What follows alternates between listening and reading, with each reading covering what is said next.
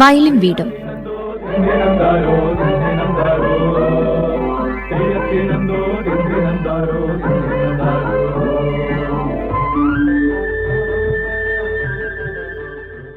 നമസ്കാരം പ്രിയ ശ്രോതാക്കളെ.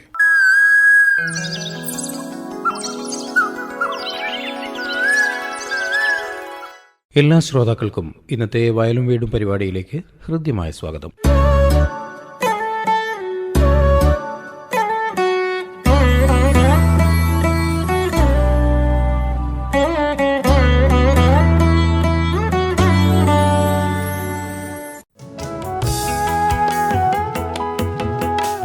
ലോകത്ത് ഒരു വിഭാഗം അമിതാഹാരം മൂലം ആരോഗ്യപ്രശ്നങ്ങൾ നേരിടുമ്പോൾ ഗണ്യമായ മറ്റൊരു വിഭാഗം ആവശ്യം വേണ്ട ആഹാരം ലഭിക്കാത്തതിന്റെ ഫലമായി പോഷകാഹാരക്കുറവ് മൂലമുള്ള രോഗങ്ങൾക്ക് കീഴ്പ്പെടുന്ന സാഹചര്യവും നമ്മൾ കാണുന്നുണ്ട്. ഭക്ഷ്യവസ്തുക്കളിൽ മായം ചേർക്കൽ, പഴകിയ ഭക്ഷണം വിൽക്കുക തുടങ്ങിയവ ശ്രദ്ധയിൽപ്പെട്ടാൽ സംസ്ഥാനത്തെ ഭക്ഷ്യസുരക്ഷാ വകുപ്പിനെ ജനങ്ങൾക്ക് വിവരമറിയിക്കാവുന്നതാണ്. പ്രിയമുള്ളവരെ, ഭക്ഷ്യസുരക്ഷാ ഗ്രാമം ഈ വിഷയത്തെക്കുറിച്ച് Kuttiady circle food safety officer Febina Muhammad അഷ്റഫുമായി CK ഷാജി നടത്തിയ അഭിമുഖ സംഭാഷണത്തിന്റെ ആദ്യ ഭാഗം ഇന്നലത്തെ വയലും വീടും പരിപാടിയിൽ കേട്ടുവല്ലോ. ഇന്ന് ഈ അഭിമുഖ സംഭാഷണത്തിന്റെ തുടർന്നുള്ള ഭാഗം കേൾക്കാം.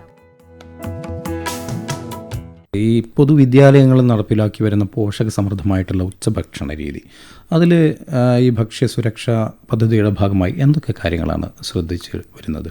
നമുക്ക് ഇപ്പോൾ ഇവരുടെ ഭക്ഷണക്രമം നിശ്ചയിക്കുന്നത് മറ്റൊരു ഡിപ്പാർട്ട്മെൻറ്റാണ്. സ്കൂളുകളിലെ നോൺ മീൽ എന്ന് പറയുന്നതും അതിൻ്റെ ഭക്ഷണക്രമങ്ങളൊക്കെ നിശ്ചയിക്കുന്നത് മറ്റ് സർക്കാരിൻ്റെ അല്ലല്ല, ഫുഡ് സേഫ്റ്റിയുടെ ഭാഗമായിട്ടില്ല. പക്ഷേ നമ്മളിവിടെ ഈറ്റ് റൈറ്റ് സ്കൂൾ എന്ന് പറയുന്ന പദ്ധതി, അതുപോലെ safe and nutritious food at school എന്ന് പറയുന്ന പദ്ധതി, ഈ രണ്ട് പദ്ധതികൾ നമ്മൾ സ്കൂളുകളിൽ വളരെയധികം വർഷങ്ങളായിട്ട് നടത്തിവരുന്ന കാര്യമാണ്. അപ്പോൾ ഇതിൻ്റെ ഭാഗമായിട്ട് നമുക്ക് ഇത് പറയുന്ന പോലെ തന്നെ ബോധവൽക്കരണ ക്ലാസ്സുകളാണ് നമ്മൾ കൂടുതലായിട്ട് നൽകുന്നത്. കുട്ടികൾക്ക് ന്യൂട്രിയൻ ഡെഫിഷ്യൻസിയെക്കുറിച്ചും അല്ലെങ്കിൽ ഹെൽത്തി ലൈഫ് സ്റ്റൈലിനെ കുറിച്ച് ഒക്കെ നമ്മൾ ഒരു ന്യൂട്രീഷനിസ്റ്റിൻ്റെ സഹായത്തോടു കൂടി അവർക്ക് ക്ലാസ്സുകൾ എടുത്തു കൊടുക്കുന്നുണ്ട്. നമ്മൾ safe and nutritious food at school എന്നുള്ള പദ്ധതിയുടെ ഭാഗമായിട്ട് ഇതേപോലെ തന്നെ നമ്മൾ ഈറ്റ് റൈറ്റ് സ്കൂൾ എന്ന് പറയുന്ന മറ്റൊരു പദ്ധതിയുണ്ട്. ഈറ്റ് റൈറ്റ് സ്കൂൾ എന്ന് പറയുന്നത് ഒരു 10-20 പാരാമീറ്റേഴ്സ് ഉൾക്കൊള്ളുന്ന ഒരു രേഖയാണ്. അപ്പോൾ അതിനകത്തുള്ള ഈ ആക്ടിവിറ്റീസും മറ്റു ഇൻഫ്രാസ്ട്രക്ചർ അല്ലെങ്കിൽ പരമായിട്ടുള്ള കാര്യങ്ങൾ അച്ചീവ് ചെയ്തിട്ടുള്ള സ്കൂളാണെങ്കിൽ അതിനെ ഈറ്റ് റൈറ്റ് സ്കൂളായിട്ട് നമ്മൾ പ്രഖ്യാപിക്കും. ഫോർ എക്സാമ്പിൾ, ഇപ്പം പ്രോപ്പറായിട്ടുള്ള ഒരു വാഷിംഗ് ഫെസിലിറ്റി ഉള്ള, ഡ്രിങ്കിങ് വാട്ടർ ഫെസിലിറ്റി ഉള്ള, വേസ്റ്റ് മാനേജ്മെൻറ്റ് സിസ്റ്റം ഉള്ള, ഓപ്പറേഷണൽ ടോയ്ലറ്റ്സ് ഉള്ള വിദ്യാലയങ്ങൾ, അതിൻ്റെ ഇൻസ്റ്റിറ്റ്യൂഷൻ്റെ അധികാരി സാക്ഷ്യപ്പെടുത്തിയിട്ടുള്ള ഒരു രേഖ, അതുപോലെ നമുക്ക് കുറച്ച് ഭക്ഷ്യസുരക്ഷയുമായി ബന്ധപ്പെട്ട കുറച്ച് പഠന ക്രിയകൾ, ഫോർ എക്സാമ്പിൾ ഇപ്പം 1-2 അഡൾട്രേഷൻ ടെക്നിക്സുകൾ, മായം ചേർത്തത് സംബന്ധിച്ചുള്ള അഡൾട്രേഷൻ ടെക്നിക്സുകൾ കുട്ടികളെ കൊണ്ട് ചെയ്യിപ്പിക്കുക. അതേപോലെ തൊട്ടടുത്തുള്ള ഒരു സൂപ്പർ മാർക്കറ്റ് വിസിറ്റ് ചെയ്തിട്ട് അവിടെ എങ്ങനെയാണ് ഒരു ഭക്ഷണ പാക്കറ്റിൻ്റെ ലേബൽ എങ്ങനെയാണ് പരിശോധിക്കേണ്ടത് എന്നുള്ളത് അവർക്ക് പറഞ്ഞു കൊടുക്കുക. അവരുടെ സ്കൂളിലുള്ള സ്കൂൾ കഫറ്റീരിയ അവർ തന്നെ പോയി കണ്ട് കാര്യങ്ങൾ മനസ്സിലാക്കി ചെക്ക് ലിസ്റ്റ് ഉപയോഗിച്ചിട്ട് അതിനൊരു റേറ്റിംഗ് നൽകുക. കുറേ പഠന പ്രവർത്തനങ്ങളുണ്ട്. അപ്പോൾ ഇതെല്ലാം ചെയ്ത് കഴിഞ്ഞു കഴിഞ്ഞാൽ നമുക്ക് ആ സ്കൂളിനെ പ്രോപ്പറായിട്ട് നല്ല രീതിയിൽ സ്കോർ ചെയ്തിട്ടുണ്ടെങ്കിൽ നമുക്ക് ആ സ്കൂളിനെ ഒരു ഈറ്റ് റൈറ്റ് സ്കൂൾ എന്ന നിലവാരത്തിലേക്ക് നമുക്ക് ഉയർത്താനുള്ള പദ്ധതി നടത്തി വരുന്നുണ്ട്. ഈ വർഷം നമ്മൾ കോഴിക്കോട് ജില്ലയിൽ ഏതാണ്ട് 28ഓളം സ്കൂളുകളിൽ ഈ ഒരു പ്രവർത്തനം ഓൾറെഡി നടപ്പിൽ വരുത്തി കഴിഞ്ഞു. അത് കഴിഞ്ഞ കുറേ വർഷങ്ങളായിട്ട് നമ്മൾ നടത്തി വരുന്നുണ്ട്. തെരഞ്ഞെടുക്കപ്പെട്ട സ്കൂളുകളിലാണോ അത് ഈ പറഞ്ഞതുപോലെ ഓരോ ഫേസ് ഘട്ടം ഘട്ടമായിട്ട് എല്ലാ സ്കൂളിലേക്കും വ്യാപിപ്പിക്കുക എന്നുള്ളതാണ്. ഇപ്പം പ്രത്യേകമായൊരു മാനദണ്ഡം നിശ്ചയിച്ച് നമ്മൾ തിരഞ്ഞെടുക്കുന്നില്ല. എല്ലാ കഴിയുന്നതും പറ്റാവുന്ന ഓരോ സ്കൂളുകൾ നമ്മൾ തിരഞ്ഞെടുത്തിട്ട് മുന്നോട്ട് പോവുകയാണ്. മുഴുവൻ സ്കൂളിലേക്കും ഈ ഒരു പദ്ധതി എത്തിക്കുക എന്നുള്ളതാണ് നമ്മൾ ഉദ്ദേശിക്കുന്നത്.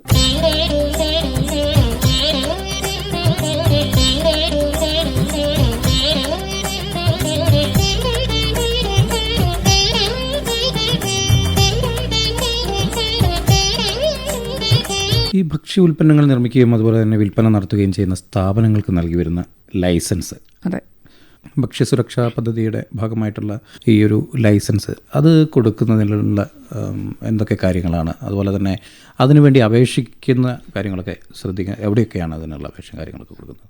ഭക്ഷ്യസുരക്ഷാ ലൈസൻസ് അല്ലെങ്കിൽ രജിസ്ട്രേഷൻ എടുത്തിരിക്കുക എന്ന് പറയുന്നതാണ് ഭക്ഷ്യമേഖലയിൽ ഏത് തരത്തിലെ വ്യാപാരം നടത്തുന്ന ആളും ചെയ്യേണ്ട ഒന്നാമത്തെ കാര്യം. അപ്പോൾ നമ്മൾ ഈ സമ്പൂർണ്ണ ഭക്ഷ്യസുരക്ഷാ ഗ്രാമത്തിൻ്റെ പദ്ധതിയിൽ ഒരു പ്രധാനപ്പെട്ട കാര്യം എന്ന് പറയുന്നത് സമ്പൂർണ്ണമായിട്ടുള്ള ലൈസൻസിങ് അല്ലെങ്കിൽ രജിസ്ട്രേഷൻ നടപ്പിലാക്കുക എന്നുള്ളതാണ്. അപ്പോൾ അതിന് വേണ്ടിയിട്ട് നമ്മൾ 2 ഘട്ടങ്ങളിലായിട്ട് ലൈസൻസ് മേളകളൊക്കെ സംഘടിപ്പിക്കുന്നുണ്ട്. പഞ്ചായത്തിലുള്ള മുഴുവൻ സ്ഥാപനങ്ങളും ഈ ഭക്ഷ്യസുരക്ഷാ രജിസ്ട്രേഷൻ അല്ലെങ്കിൽ ലൈസൻസ് എടുക്കുക എന്നുള്ളതാണ് അതിനെക്കൊണ്ട് ഉദ്ദേശിക്കുന്നത്. അപ്പോൾ ഏതൊക്കെ സ്ഥാപനങ്ങൾ എടുക്കണമെന്ന് വെച്ച് കഴിഞ്ഞിട്ടുണ്ടെങ്കിൽ ഹോട്ടലും റെസ്റ്റോറൻറ്റും പിന്നെ ചെറുകിട യൂണിറ്റുകൾ, പിന്നെ ബേക്കറി യൂണിറ്റുകൾ മാത്രമല്ല, നമുക്ക് അതുകൂടാതെ നമ്മുടെ എല്ലാ ചെറുകിട വൻകിട മാനുഫാക്ചറിങ് യൂണിറ്റ്സ് എല്ലാം എടുക്കണം. കുടിൽ വ്യവസായമായിട്ട് വീടുകളിൽ വെച്ചിട്ട് കേക്ക് നിർമ്മാണം ഉൾപ്പെടെയുള്ള കാര്യങ്ങൾ നടക്കുന്ന കുടിൽ വ്യവസായ യൂണിറ്റുകൾ അതും തീർച്ചയായിട്ടും എടുക്കണം. അവരെല്ലാവരും രജിസ്ട്രേഷൻ്റെ കാറ്റഗറിയിൽ വരുന്ന ആൾക്കാരാണ്. അതേപോലെ അംഗൻവാടികൾ ഇതിൽ വരുന്നുണ്ട്. സ്കൂളുകളും തീർച്ചയായിട്ടും ഇതിൽ വരുന്നുണ്ട്. ഭക്ഷണം എവിടെയൊക്കെ കൈകാര്യം ചെയ്യപ്പെടുന്നോ അവിടെയെല്ലാം ഭക്ഷ്യസുരക്ഷാ രജിസ്ട്രേഷൻ അല്ലെങ്കിൽ ലൈസൻസ് എടുത്തിരിക്കണമെന്നുണ്ട്. ഇതുകൂടാതെ നമ്മൾ ഉത്സവത്തിന് അവിടെ പിന്നെ കച്ചവടം നടത്തുന്ന ചെറിയ ചെറിയ സ്റ്റാളുകളുണ്ട്. അതെ, തീർച്ചയായിട്ടും അവരും സീസണലായിട്ടുള്ള രജിസ്ട്രേഷൻ എന്ന കാറ്റഗറിയിൽ അല്ലെങ്കിൽ ടെമ്പററി രജിസ്ട്രേഷൻ എന്നുള്ള കാറ്റഗറിയിൽ അവരും നിർബന്ധമായിട്ടും ഈ രജിസ്ട്രേഷൻ എടുത്ത് പരിശോധനയ്ക്ക് എത്തുന്ന സമയത്ത് അത് കാണിക്കേണ്ടതാണ്. കാരണം നമുക്ക് ഇതിനെക്കൊണ്ട് ഉദ്ദേശിക്കുന്ന ഒരു പ്രധാനപ്പെട്ട കാര്യം എന്ന് പറഞ്ഞു കഴിഞ്ഞാൽ ആരാണ് അവിടെ സ്ഥാപനം നടത്തുന്നത്, അയാളുടെ ഐഡൻറ്റിറ്റി എന്താണ് എന്നുള്ളത് നമുക്കൊരു ട്രേസബിലിറ്റി എപ്പോഴും വേണം. പലപ്പോഴും ഈ ഉത്സവ ചന്തകളിലൊക്കെ പോയിട്ട് ഭക്ഷണം കഴിച്ചിട്ട് അല്ലെങ്കിൽ എന്തെങ്കിലും ഒരു ഭക്ഷ്യവസ്തു വാങ്ങിച്ചിട്ടൊരു പ്രശ്നം വന്നു കഴിഞ്ഞാൽ നമ്മൾക്ക് ഈ ആളെ തിരിച്ചറിയാൻ പറ്റാത്ത ഒരു സാഹചര്യമുണ്ട്. പക്ഷേ തീർച്ചയായിട്ടും അതൊരു ലൂപ്പ് ഹോളായിട്ട് കണക്കാക്കാതെ നിർബന്ധമായിട്ടും ഭക്ഷ്യസുരക്ഷാ രജിസ്ട്രേഷൻ എടുത്ത് സ്ഥാപനം പ്രവർത്തിക്കുക എന്നുള്ളതാണ് ഒരു റെസ്പോൺസിബിൾ ആയിട്ടുള്ള ഒരാളെന്ന രീതിയിൽ എല്ലാ വ്യാപാരികളും ചെയ്യേണ്ട കാര്യം. ഇങ്ങനെയുള്ള സ്ഥാപനങ്ങളിൽ കണ്ടെത്തുന്ന ക്രമക്കേടുകളിൽ എന്തൊക്കെ നടപടിക്രമങ്ങളാണ് സ്വീകരിച്ചു വരുന്നത്? നമുക്ക് ഇപ്പം ഭക്ഷ്യസുരക്ഷയുമായി ബന്ധപ്പെട്ട് നമ്മൾ സ്ഥാപനങ്ങളിൽ പരിശോധന നടത്തുന്ന സമയത്ത് ഇപ്പോൾ ഒരു റീറ്റെയിൽ സ്ഥാപനത്തിലാണ് നമ്മൾ പരിശോധന നടത്തുന്നതെങ്കിൽ അവിടെ നമുക്ക് സാമ്പിൾ എടുക്കാം. സാമ്പിൾ ഏത് ഭക്ഷ്യപദാർത്ഥത്തിൻ്റെയും സാമ്പിൾ നമുക്ക് ശേഖരിക്കാവുന്നതാണ്.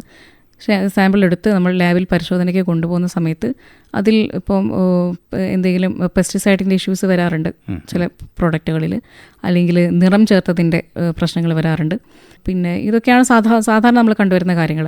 അപ്പോൾ ഇത് വന്നു കഴിഞ്ഞാൽ നിറം ചേർത്തതാണ് ഒരു കുറ്റകൃത്യം അല്ലെങ്കിൽ ഒരു വയലേഷനായിട്ട് ഒരു ലാബ് റിപ്പോർട്ട് നമുക്ക് കിട്ടിയിട്ടുള്ളതെങ്കിൽ അതിന് മേലെ നമ്മൾ പ്രോസിക്യൂഷൻ കേസ്, ക്രിമിനൽ കേസാണ് ഫയൽ ചെയ്യുന്നത്. അതേപോലെ തന്നെ ഇപ്പം നേരത്തെ പറഞ്ഞതുപോലെ ലേബൽ പ്രദർശിപ്പിക്കുക എന്നുള്ളത്, ലേബൽ ഡിക്ലറേഷൻ നൽകുക എന്നുള്ളത് നിയമപരമായിട്ടുള്ള ഒരു ഉത്തരവാദിത്തമാണ്. അപ്പം അതിലെന്തെങ്കിലും വയലേഷൻ കണ്ടു കഴിഞ്ഞാൽ നമ്മൾ അഡ്ജുഡിക്കേഷൻ കേസായിട്ടാണ് ഫയൽ ചെയ്യുന്നത്. നമ്മുടെ ബഹുമാനപ്പെട്ട RDO കോടതികളിലാണ് ഈ ഒരു അഡ്ജുഡിക്കേഷൻ കേസുകൾ നമ്മൾ ഫയൽ ചെയ്യുന്നതും മറ്റ് നടപടിക്രമങ്ങൾ അവിടെ നടത്തപ്പെടുന്നതും. ഇതാണ് മെയിനായിട്ട് നമുക്ക് ഒരു പ്രോസിക്യൂഷൻ അല്ലെങ്കിൽ അഡ്ജുഡിക്കേഷൻ കേസുകളാണ് ചെയ്യാറുള്ളത്. ഇനി ഇത് കേസുകളുടെ മറ്റ് പ്രോസിക്യൂഷൻ അല്ലെങ്കിൽ അഡ്ജുഡിക്കേഷൻ അല്ലാതെ നമുക്ക് മറ്റു വൃത്തിക്കുറവ് അല്ലെങ്കിൽ വൃത്തിഹീനമായ സാഹചര്യത്തിലാണ് സ്ഥാപനം പ്രവർത്തിക്കുന്നത് എന്ന് കണ്ടു കഴിഞ്ഞാൽ നമുക്കത് അവർക്ക് പിഴ ഉൾപ്പെടെയുള്ള നിയമ നടപടികൾക്ക് സ്വീകരിക്കാൻ വേണ്ടിയിട്ട് ജില്ലാ അസിസ്റ്റന്റ് കമ്മീഷണർ മുഖാന്തരം നമുക്ക് നടപടി സ്വീകരിക്കാവുന്നതാണ്.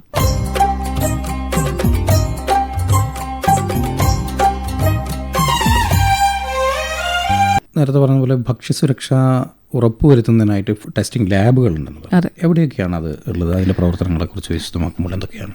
കേരളത്തിൽ നമുക്ക് ഗവൺമെൻറ്റിന് കീഴിൽ വരുന്ന 3 റീജിയണൽ ലാബുകളാണുള്ളത്. അതൊന്ന് കോഴിക്കോട്, നമുക്ക് Malaparamba regional analytical lab Kozhikode പ്രവർത്തിക്കുന്നുണ്ട്. പിന്നീട് എറണാകുളത്തൊരു ലാബുണ്ട്, ട്രിവാൻഡ്രത്തൊരു ലാബുണ്ട്. ഈ 3 ലാബുകളാണ് നമുക്ക് ഗവൺമെൻറ് സിസ്റ്റത്തിൽ പ്രവർത്തിക്കുന്ന ലാബുകളുള്ളത്. അതുകൂടാതെ നമുക്ക് NABL അക്രഡിറ്റേഷനുള്ള, അതായത് ക്രെഡിബിലിറ്റി ഉള്ള മറ്റു ലാബുകളും പരിശോധനയ്ക്കായിട്ടുണ്ട്. പക്ഷേ നമ്മളുടെ ഭക്ഷ്യസാമ്പിൾ ഒരു ഗവൺമെൻറ് ഫുഡ് സേഫ്റ്റി ഓഫീസർ എടുക്കുന്ന സാമ്പിളുകൾ മേലെ നമുക്ക് സ്റ്റാറ്റ്യൂട്ടറി നിയമ നടപടികൾ സ്വീകരിക്കുന്നത് തീർച്ചയായിട്ടും ഇത്തരത്തിലുള്ള ഗവൺമെൻറ് ലാബുകളുടെ പരിശോധനയുടെ ഭാഗമായിട്ടാണ്. എന്നാൽ പൊതുജനങ്ങൾക്ക് ഈ NABL അക്രഡിറ്റേഷനുള്ള ലാബുകളിൽ അവരുടെ ഏതെങ്കിലും ഭക്ഷ്യ ഉൽപ്പന്നത്തിൻ്റെ മേലെ സംശയം തോന്നിക്കഴിഞ്ഞാൽ ഫീ അടച്ചുകൊണ്ട് അവർക്ക് ലാബ് ടെസ്റ്റ് ചെയ്യാൻ വേണ്ടി പറ്റും. തന്നെ ചെയ്യാൻ പറ്റും. നമ്മളുടെ ഗവൺമെൻറ് ലാബിലാണെങ്കിലും ചെയ്യാൻ വേണ്ടി പറ്റും. അതുപോലെ വെള്ളം ടെസ്റ്റിംഗ് ഉൾപ്പെടെയുള്ള കാര്യങ്ങൾ നമ്മുടെ ലാബുകളിലൊക്കെ സൗകര്യം അവൈലബിൾ ആണ്. ഇനി സ്ഥാപനം നടത്തുന്ന ഇപ്പം മാനുഫാക്ചറിങ് യൂണിറ്റ് നടത്തുന്ന ആളുകൾ അവർ ശ്രദ്ധിക്കേണ്ട 2 കാര്യങ്ങളിൽ ഒരെണ്ണം 6 മാസം കൂടുന്ന സമയത്ത് അവരുടെ ഉൽപ്പന്നം അവർ ടെസ്റ്റ് ചെയ്ത് അതിൻ്റെ ഗുണനിലവാരം ഉറപ്പുവരുത്തണം എന്നുള്ള കാര്യമുണ്ട്. അപ്പോൾ അത് നമുക്ക് ഇതുപോലെ ഗവൺമെൻറ് ലാബിൽ NABL അക്രഡിറ്റേഷൻ ലാബിൽ കൊടുത്തിട്ട് ടെസ്റ്റ് ചെയ്തിട്ട് കയ്യിൽ വെക്കേണ്ടതുണ്ട്.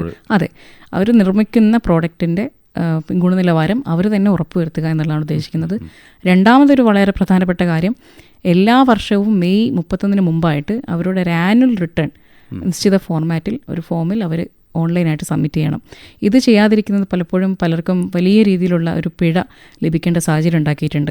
കാരണം ഈ ദിവസം കഴിഞ്ഞ് കഴിഞ്ഞാൽ ഓരോ ദിവസം 100 രൂപ വെച്ചിട്ടാണ് നിലവിൽ പിഴ നൽകേണ്ടി വരുന്നത്. അപ്പോൾ ഈ 2 കാര്യങ്ങൾ മാനുഫാക്ചറിങ് മേഖലയിലുള്ള ആളുകൾ കൂടെ ശ്രദ്ധിക്കേണ്ട കാര്യമാണ്.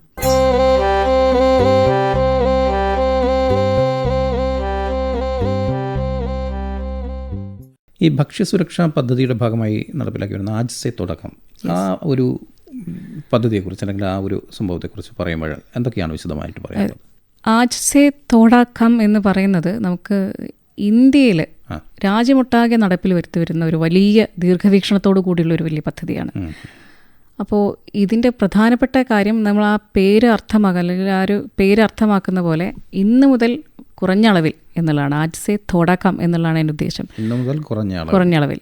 അപ്പോൾ എന്തൊക്കെയാണ് നമ്മൾ കുറയ്ക്കേണ്ടതെന്ന് വെച്ച് കഴിഞ്ഞാൽ നമ്മൾ കഴിക്കുന്ന ഭക്ഷണത്തിൽ ഫാറ്റിൻ്റെ അളവ് കുറയ്ക്കണം, അതേപോലെ സാൾട്ടിൻ്റെ അളവ് കുറയ്ക്കണം, ഉപ്പിൻ്റെ അളവ് കുറയ്ക്കണം, അതേപോലെ പിന്നെ പഞ്ചസാരയുടെ അളവ്, low sugar, low salt, low fat, ഇതാണ് അതിൻ്റെ ഒരു കണക്ക്.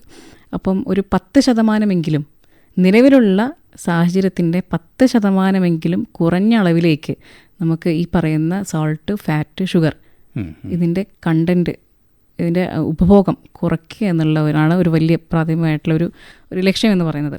അപ്പോൾ ഇതിൽ നമുക്ക് ചില ഫാക്ച്വലായിട്ടുള്ള ചില കാര്യങ്ങൾ നോക്കിക്കഴിഞ്ഞാൽ നമുക്ക് മനസ്സിലാവും നമ്മളൊരു ദിവസം എത്രയധികം ഫാറ്റും ഷുഗറും സോൾട്ടും ആണ് നമ്മുടെ ശരീരത്തിലേക്ക് ഉപയോഗിക്കുന്നുള്ളത് നമുക്ക് ഒരു മനസ്സിലാവും. അതായത് നമുക്കൊരു റെക്കമെൻഡഡ് ലിമിറ്റ് എന്ന് പറയുന്നത്, ഇപ്പം ഓയിലിൻ്റെ കാര്യം പറയുകയാണെങ്കിൽ, ഫാറ്റിൻ്റെ കാര്യം പറയുകയാണെങ്കിൽ അതിൻ്റെ ഒരു റെക്കമെൻഡ് ലിമിറ്റ് എന്ന് പറയുന്നത് 30 ഗ്രാമാണ് ഒരു ദിവസം. ഒരു ദിവസം 30 ഗ്രാമാണ് ഒരാൾക്ക് ഇത് കഴിക്കാൻ വേണ്ടി പറ്റുന്നത്.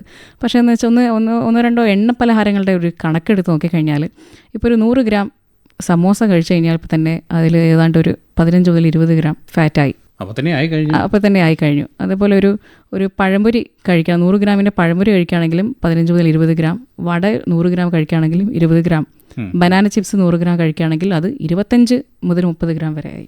അപ്പം ഈ ഒരു ചെറിയൊരു ഭക്ഷ്യവസ്തു, അതായത് കാഴ്ചയിൽ വളരെയധികം കുറഞ്ഞ ക്വാണ്ടിറ്റി ഉള്ള ഒരു ഭക്ഷ്യവസ്തു കഴിക്കുമ്പോൾ തന്നെ, കുറഞ്ഞ അളവിൽ കഴിക്കുമ്പോൾ തന്നെ നമുക്ക് ഏതാണ്ട് നമ്മളുടെ ഒരു ഡെയിലി ഇൻടേക്കിൻ്റെ പരിധി വിട്ട് കഴിഞ്ഞു.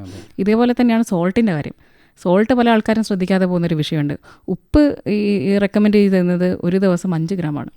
5 ഗ്രാം ഉപ്പാണ് ഒരു ദിവസം ഒരാൾക്ക് റെക്കമെൻഡ് ചെയ്തിരിക്കുന്നത് ലിമിറ്റ്. എന്നാൽ ഈ പറയുന്ന പോലെ നമ്മൾ സാധാരണ ഒരു പപ്പടം എടുത്ത് നോക്കിക്കഴിഞ്ഞാൽ 100 ഗ്രാം പപ്പടം എന്തായാലും നമ്മൾ കഴിക്കില്ല.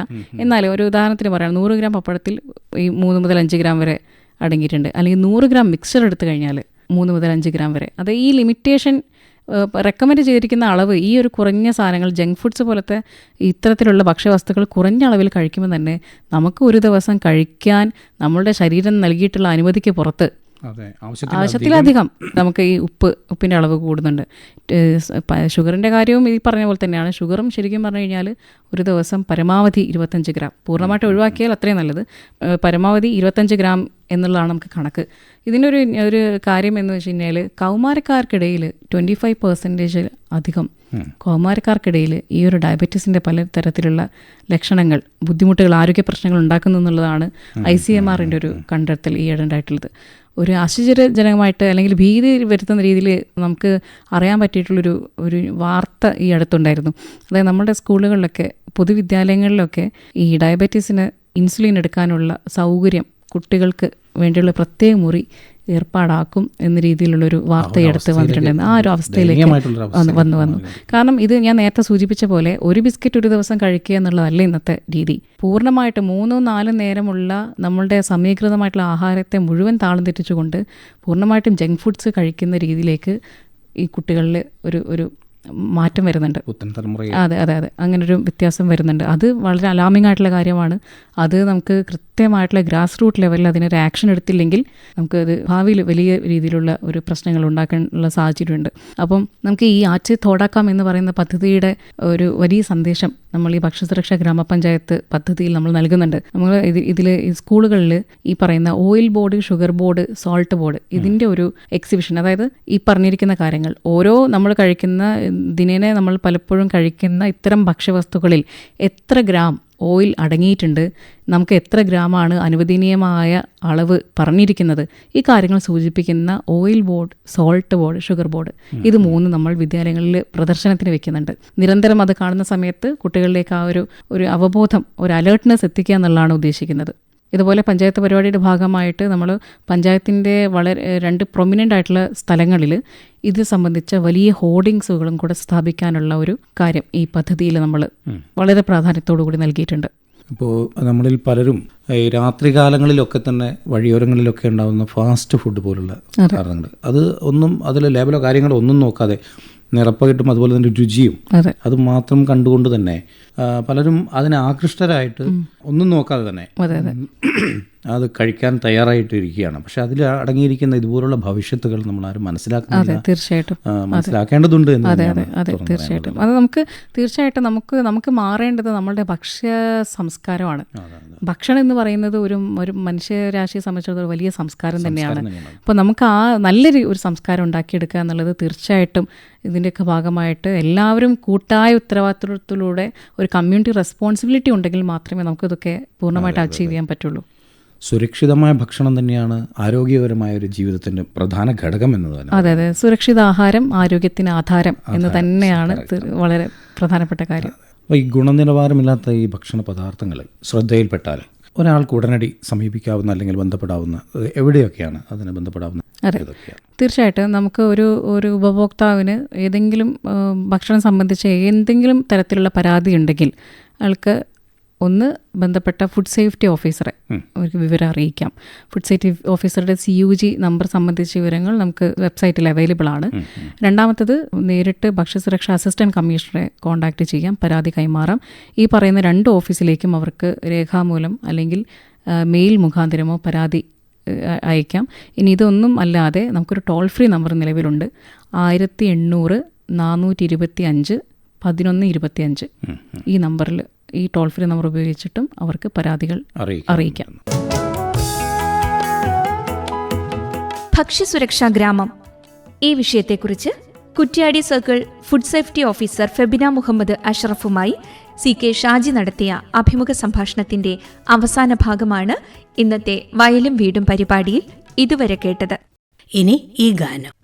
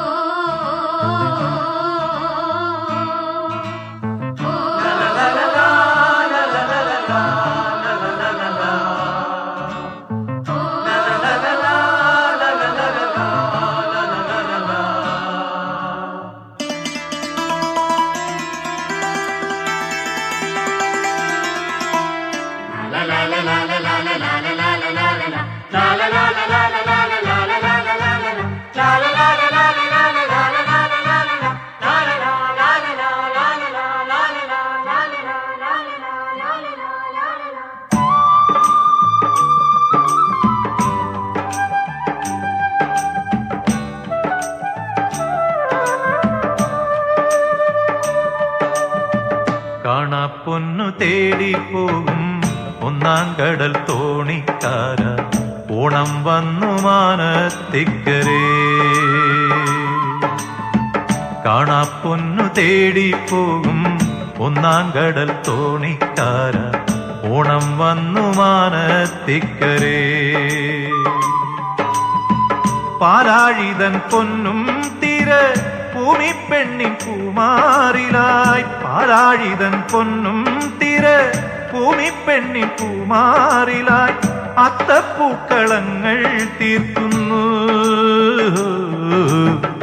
കാണാപ്പൊന്നു തേടിപ്പോകും ഒന്നാങ്കടൽ തോണിക്കാര, ഓണം വന്നു മാനത്തിക്കരേ.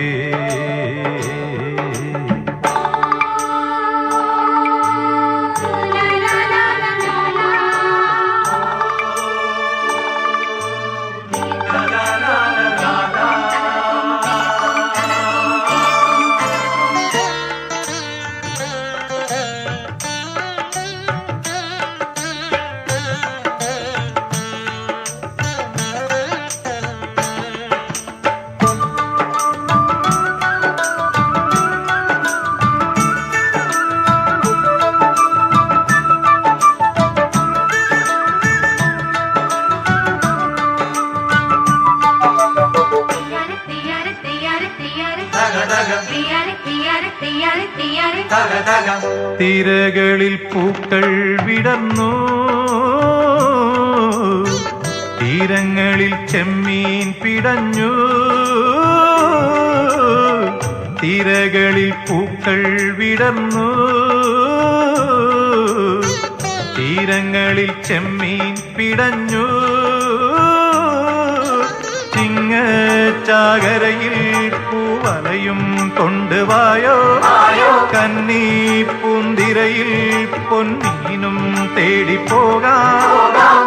തിരുവോണ നാളിൽ വലയം കൊണ്ടുവാനീ, തിരുവോണ നാളിൽ വലയം കൊണ്ടുവാനീ.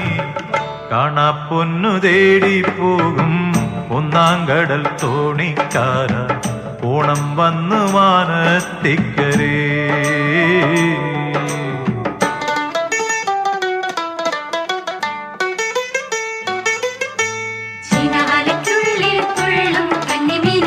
കന്നിമീനുകൾ സ്വർണ്ണമീനുകൾ തിരകളിൽ ചിതറി കരകളിൽ പടരും കുളിർനിലാവിന്റെ തൂവൽ.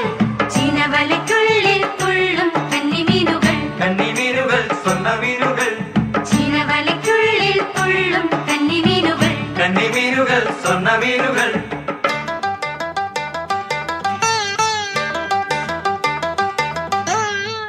അരയന്റെ ഉള്ളം തെളിഞ്ഞു, അരമണിത്തോണി നിറഞ്ഞു. അരയന്റെ ഉള്ളം തെളിഞ്ഞു, അരമണിത്തോണി നിറഞ്ഞു. പുത്തൻ പൂവലകൾ ഈ കടപ്പുറത്തു നിരത്തു, അത്തം പത്തോണത്തിൻ പുത്തരി നിറപറ വയ്ക്കൂ. തിരച്ചാത്തിലോടം തുഴഞ്ഞു പോയിടാം, തിരച്ചാത്തിലോടം തുഴഞ്ഞു പോയിടാം. കാണാപ്പൊന്നു തേടി പോകും ഒന്നാം കടൽ തോണിക്കാര, ഓണം വന്നു മാനത്തിക്കരേ. കാണാപ്പൊന്നു തേടി പോകും ഒന്നാം കടൽ തോണിക്കാര, ഓണം വന്നു മാനത്തിക്കരേ. പാലാഴിതൻ പൊന്നും തിര ഭൂമിപ്പെണ്ണിൻ പൂമാറിലായി, പാലാഴിതൻ പൊന്നും തിര ഭൂമിപ്പെണ്ണിൻ പൂമാറിലായി അത്തപ്പൂക്കളങ്ങൾ തീർക്കുന്നു.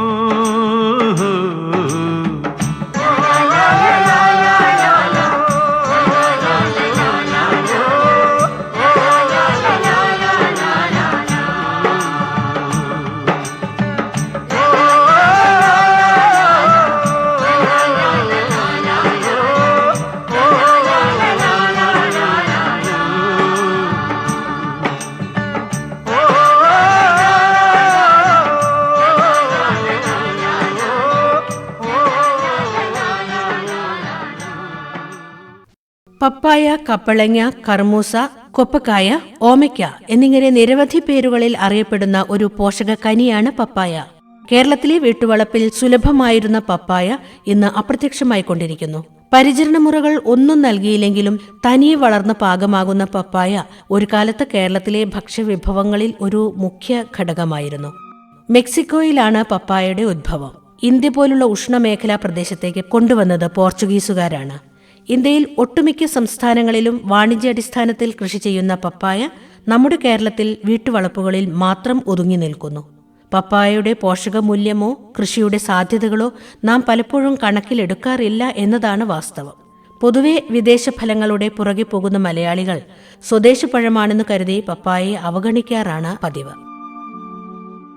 വീട്ടുവളപ്പിലെ പോഷകക്കനി എന്നറിയപ്പെടുന്ന പപ്പായ സ്വാദിന്റെ കാര്യത്തിലും ഒട്ടും പുറകിലല്ല. ജീവകം എ, റൈബോഫ്ലേവിൻ, എസ്കോർബിക് ആസിഡ് എന്നിവയാണ് ഇതിലടങ്ങിയിരിക്കുന്ന പ്രധാന ജീവകങ്ങൾ. ജലാംശം ധാരാളം അടങ്ങിയിരിക്കുന്ന പഴത്തിൽ കൊഴുപ്പും നന്നേ കുറവാണ്. കറി വയ്ക്കാനും പഴമായും പപ്പായ ഉപയോഗിച്ചു വരുന്നു. മാത്രമല്ല പഴങ്ങളിൽ നിന്ന് ജാം, ജെല്ലി, കാൻഡി എന്നിവയും ഉണ്ടാക്കാം. പാതി മൂപ്പെത്തിയ പപ്പായയിൽ നിന്നെടുക്കുന്ന കറയിൽ നിന്ന് വേർതിരിച്ചെടുക്കുന്ന പപ്പൈൻ എന്ന രാസാഗ്നിക്ക് വ്യാവസായിക പ്രാധാന്യം ഏറെയാണ്. ദഹനക്ഷയം, കരൾവീക്കം എന്നിവയ്ക്ക് പപ്പൈൻ അടങ്ങിയ മരുന്നുകൾ ഉപയോഗിച്ചു വരുന്നു. പ്രോട്ടീൻ ദഹിപ്പിക്കാൻ കഴിവുള്ള പപ്പൈൻ തുകൽ വ്യവസായം, ബിയർ ഉത്പാദനം, പട്ടുവസ്ത്രങ്ങളുടെ നിർമ്മാണം എന്നിവയിൽ ഉപയോഗിച്ചു വരുന്നുണ്ട്. പപ്പായ കാരിക്കേസിയ എന്ന സസ്യകുടുംബത്തിലെ അംഗമാണ്. മറ്റ് ഫലവർഗ്ഗങ്ങളെ അപേക്ഷിച്ച് പല പ്രത്യേകതകളും പപ്പായയ്ക്കുണ്ട്. അവ വേഗത്തിൽ വളരുകയും നട്ട് ഒരു കൊല്ലത്തിനകം തന്നെ ഫലം തരുകയും ചെയ്യും. ആഴം കുറഞ്ഞ വേരുപടലവും പൊള്ളയായ തടിയും ഇവയുടെ പ്രത്യേകതയാണ്. ഉഷ്ണമേഖലാ പ്രദേശത്തേക്ക് വളരെ അനുയോജ്യമായ പഴവർഗ്ഗ വിളയാണ് പപ്പായ. ഫലപുഷ്ടിയും നീർവാർച്ചയുമുള്ള മണ്ണാണ് കൃഷിക്ക് അനുയോജ്യം. നമ്മുടെ കേരളത്തിലെ കനത്ത മഴ പലപ്പോഴും വ്യാവസായികാടിസ്ഥാനത്തിൽ പപ്പായ കൃഷി ചെയ്യുന്നതിന് ബുദ്ധിമുട്ടുണ്ടാക്കാറുണ്ട്. പ്രധാനമായും വിത്തുവഴിയാണ് പ്രവർത്തനം നടത്തുന്നത്. എങ്കിലും മൗണ്ട് ലെയറിംഗ് എന്ന പതിവയ്ക്കൽ രീതിയും പ്രചാരത്തിലുണ്ട്. വിത്തിന്റെ അങ്കുരണശേഷി എളുപ്പത്തിൽ നഷ്ടപ്പെടുമെന്നതിനാൽ അവ സൂക്ഷിക്കുന്നത് അനുയോജ്യമല്ല. 2 മീറ്റർ നീളവും 1 മീറ്റർ വീതിയും 15 സെന്റിമീറ്റർ ഉയരവുമുള്ള വാരങ്ങളിൽ വിത്ത് പാകാം. 250 ഗ്രാം വിത്തുണ്ടായാൽ 1 ഹെക്ടർ സ്ഥലത്തേക്കുള്ള തൈ ലഭിക്കും. പോളിത്തീൻ കവറുകളിലും വിത്തുപാകി മുളപ്പിക്കാം. മണ്ണും മണലും കാലിവളവും തുല്യ അളവിൽ ചേർത്ത മിശ്രിതം കവറുകളിൽ നിറച്ച് 2 വിത്തുകൾ വീതം ഓരോ കവറിലും നടാം. മുളച്ചതിനു ശേഷം ആരോഗ്യമുള്ള ഒരു തൈ നിലനിർത്തി മറ്റുള്ളവ പറിച്ചു കളയണം. 50x50x50 സെന്റിമീറ്റർ അളവിൽ 2x2 മീറ്റർ അകലത്തിൽ കുഴികളെടുത്ത് തൈകൾ നടാം. ഇപ്രകാരം നടുമ്പോൾ 1 ഹെക്ടറിൽ 2500 ചെടികൾ നടാം. 2 മാസം പ്രായമുള്ള തൈകൾ മെയ് ജൂൺ മാസങ്ങളിൽ പറിച്ചു നടാം. തൈകൾ പറിച്ചു നടുന്നതോടൊപ്പം തന്നെ ഒരു ചെടിക്ക് 15 മുതൽ 25 കിലോഗ്രാം എന്ന അളവിൽ ജൈവവളവും ഇട്ടുകൊടുക്കണം. മഴ ആരംഭിക്കുന്നതോടെ വർഷത്തിൽ 1 പ്രാവശ്യം എന്ന തോതിലും ജൈവവളം ചേർത്ത് കൊടുക്കണം. മണ്ണിന്റെ പുളിപ്പ് മാറ്റുന്നതിനായി കുമ്മായം ചേർത്ത് കൊടുക്കുന്നത് നല്ലതാണ്. രാസവളം ഓരോ ചെടിക്കും 40 ഗ്രാം പാക്യജനകം, 40 ഗ്രാം ഭാവകം, 80 ഗ്രാം ക്ഷാരം എന്ന തോതിൽ ഓരോ 2 മാസം കൂടുമ്പോഴും നൽകുന്നത് വളർച്ചയ്ക്കും നല്ല വിളവിനും സഹായകമാണ്.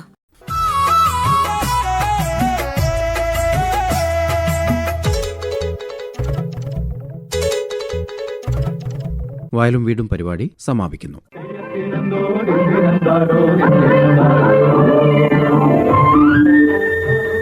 വയലും വീടും.